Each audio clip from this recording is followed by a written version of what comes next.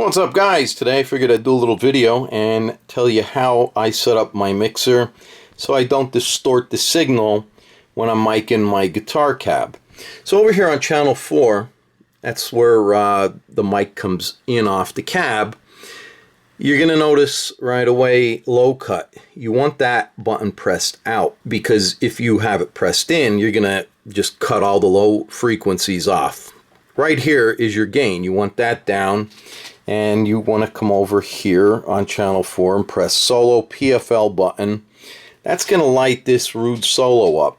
So when this is pushed in, it doesn't matter how much you move this fader, because it's pre-fader. Doesn't affect it. What we're doing is we're going to be setting the gain here for this channel. We don't want to exceed 0. So when we strum a chord, you want to strum it fairly hard. You also want to have your volume and tone up, and you want to make sure that this is not going past 0. All right, so first thing I'm going to do is I'm going to just strum through the 4th and 3rd string. And you can see that's pretty low. So over here on channel 4, the gain, we're going to increase that to about 9 o'clock. I know I'm going to end up about 10:30 with this mic. So I'll increase it to 10. And I'm going to increase it to about 10:30. And you're going to see we're going to be hitting about 0. So now that's set. What we're going to do is come over here to channel 4, and we're going to depress that solo PFL button, and we're going to now press the LR, and now you'll notice over here on the LEDs nothing's showing up. We come back over here and we slowly increase the slider, but I already know this one's going to end up at unity, and unity is 0, but we'll watch the meter as I increase this.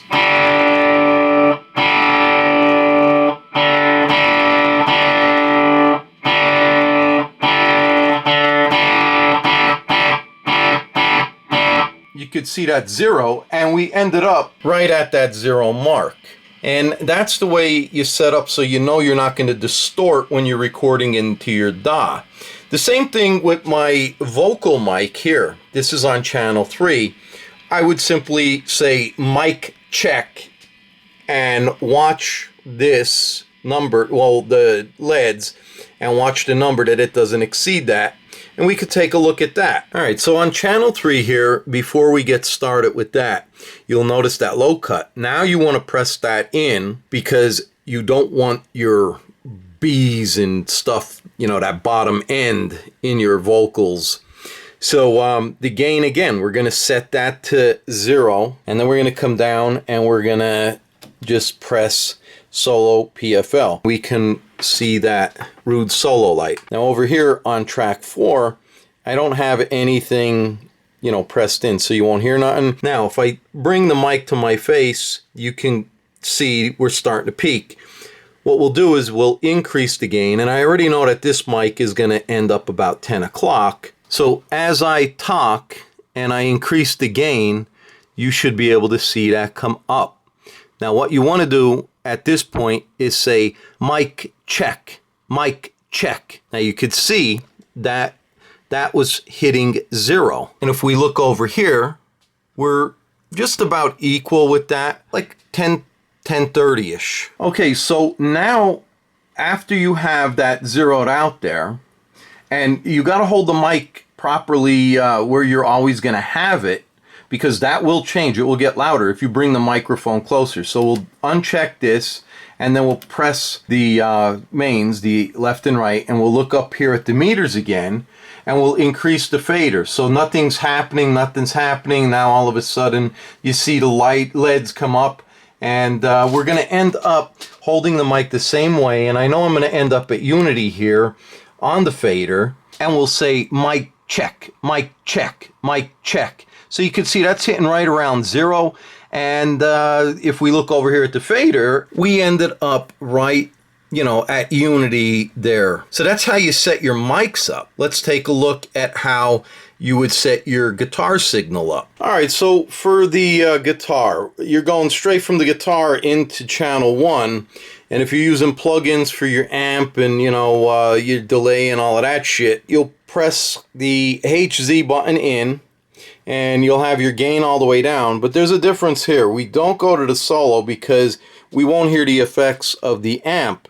Instead, we go and we press the L and R, and what I do is I set this right to unity, and then we'll come over here and adjust that gain until we reach 0. The other thing to note is the input is set at 5 or noon, and then the output is set at 5 or noon, and that is the only thing I have on. And now we'll just strum that open 4th and 3rd string, and we'll turn the gain up. And I know I'm going to end up around 10 o'clock on this.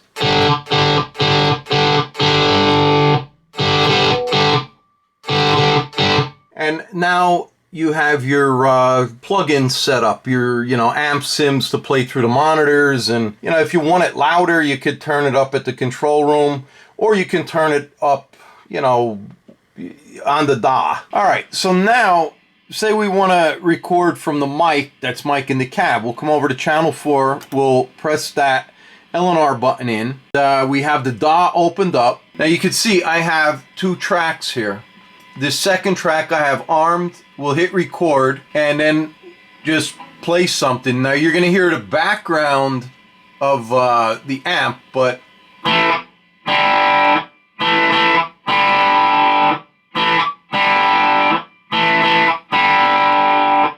you could see that's recording. So you hit stop, then you'll hit save, and we have that.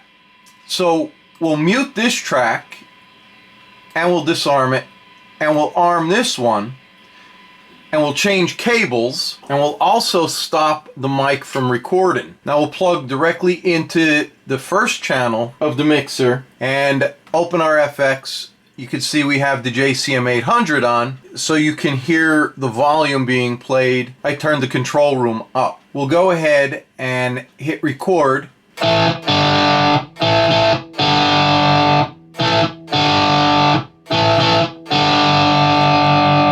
And you could see that recorded too. So if we click stop, we'd click save all, and then you have 2 different tracks here. So if we wanted to listen to track 1, you just click play. We can start the cursor there.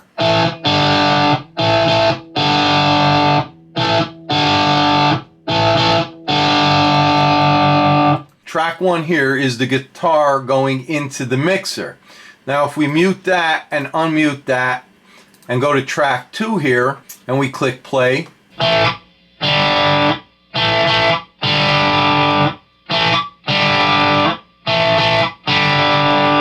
so you can clearly hear the difference. I prefer miking a cab, which we'll take a look at in a moment. But if you want to add some, post effects like delay, you have the track clean right here. It's very dry, but you can add your effects here by going to that effects button. I'm using Reaper, by the way, and say we want to add some delay on that. Now you have the adjustments right in here for some delay, and if we just close that out and then play it again,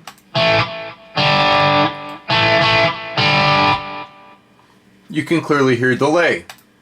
Same thing with this track here.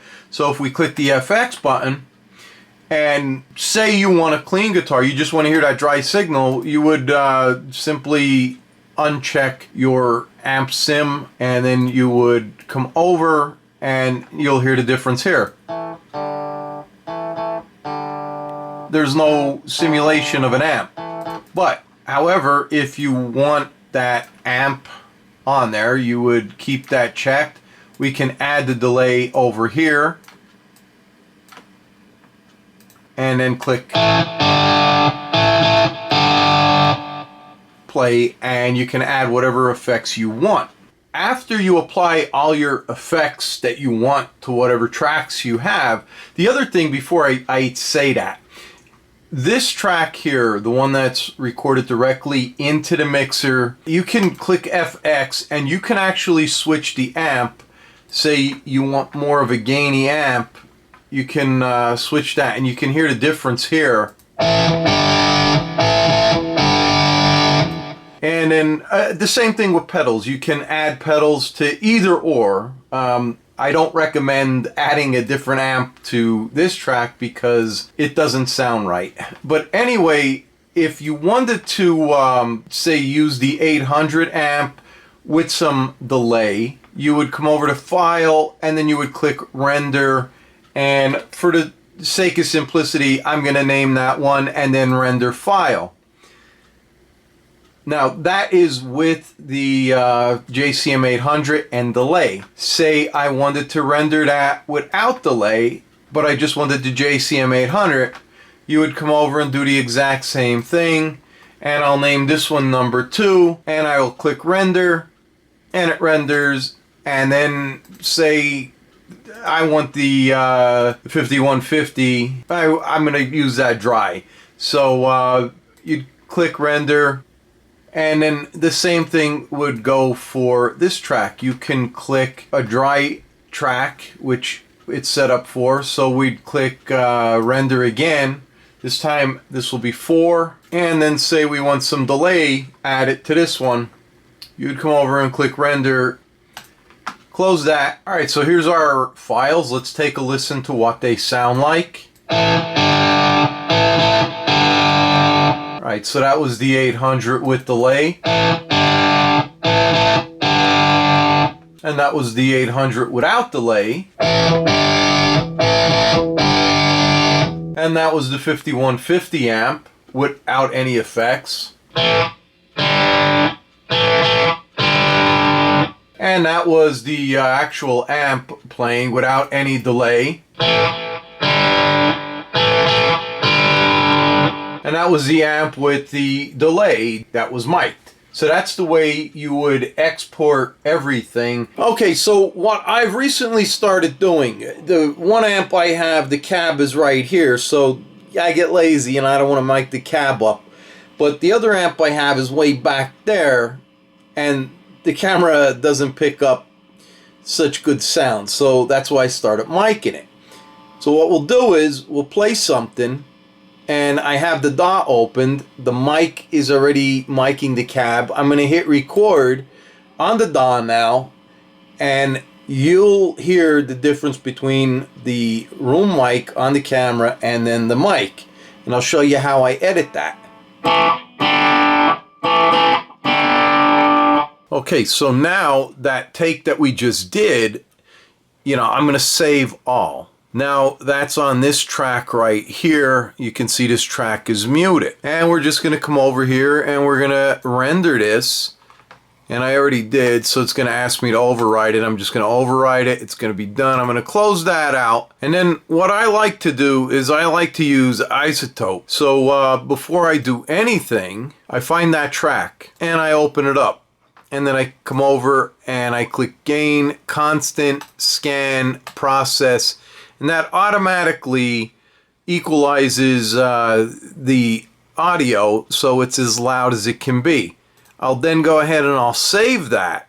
Then I come over to my editing software and I'll actually import that file. Now when I have that file imported, that's right here. So I'm going to take a brief moment, rewind the video, and then put the clip that I played here, and then I'll put the clip I played, and I'll show you how I sync this up with that so you get better audio. Okay, so this is the clip that I actually played. It's the camera mic in the room picking the amp up. You can listen to it side by side, but what I'll do is I'll copy this and I'll go right to the end of the track, and you got to make sure your cursor's at the end of the track, and it'll paste a duplicate copy. Then I take the audio that I recorded in the DAW, and you can clearly see there's no wave type format, no nothing. So you gotta look for that, and if you zoom out it's a little easier right there. So now what we'll do is we'll zoom back in and we'll move this track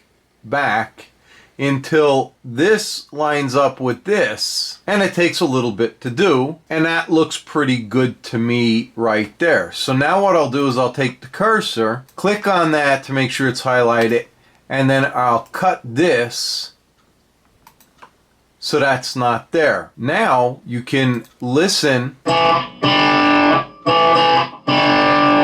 So that was the camera mic. Now you can hear the cab mic'd. And there's a big difference. What you can do also is mute this so you're not getting that room mic in there. When you're happy with it, you'll come to the end of that, you'll highlight this, you'll cut that, and you'll delete that. Now you have the audio from your DAW synced up with your video. Okay, so we're at the mic and the cab. Got a flashlight so you can see through the grill. There's the dust cap, and from the floor to here I am about center. 2 fingers from the grill cloth to the mic. That's where I like to be. It really depends on the room, and I am off axis, meaning the mic is not, you know, parallel. The front of the mic is not parallel with the grill of the cloth. Slightly that way, maybe about 30 degrees. And it's not right in the center of the dust cap. It's off a little. A lot of people like to take the mic, and at the edge of that dust cover, they'll place the mic between the edge of the dust cover and the cone. I found in this application, after, you know, fucking around a while, this sounded the best. This is what gave me the best sound. So you really got to move the mic around. You know, outer cone is going to give you a duller sound. Center of the cone direct on is going to give you a real bite, bright, you know, like bitey sound. Again, off axis, you know, it kind of distributes different frequencies from the dust cap across the cone. So experiment with it. That's how I do my miking, at least for this cab. All right, so for myself, you know, I have the send coming from the amps FX loop into channel 2. I have the high Z in, I have the gain down, and then I have the fader set to unity, and then I have the mains on. Again, we're going to watch for 0 here, and this is only for playing with the VSTs, you know, not recording anything, but just playing so you have more variety and you don't have to have a whole pedal board. So we're going to watch for 0. We're going to turn the gain up. I'm going to strum the open 4th and 3rd string.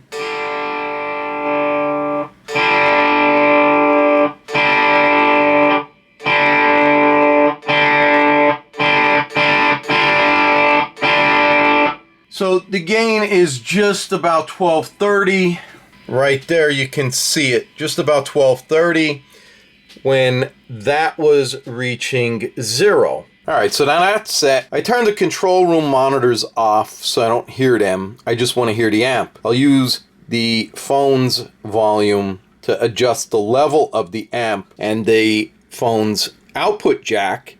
I have that running back to the return on the FX loop of the amp. That allows me to adjust how loud the amp is and enable me to hear the, you know, delay, coarse, flanger, the whole 9 yards for the pedal board, and it really comes in handy. All right, so we have the DAW opened up, and we also have some Valhalla reverb on. We have the phone's volume set to about 10 o'clock, so it's not, you know, a lot of noise or anything, but it is about unity with the FX loop off.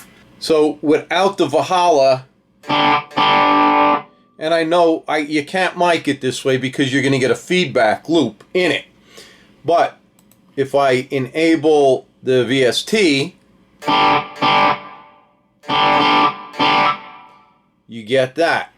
The other thing that's nice is if you wanted to get some delay going with the reverb, And then just to exaggerate the delay, and then it's right at your fingertips too. So if you wanted to, you can add some flanger in there.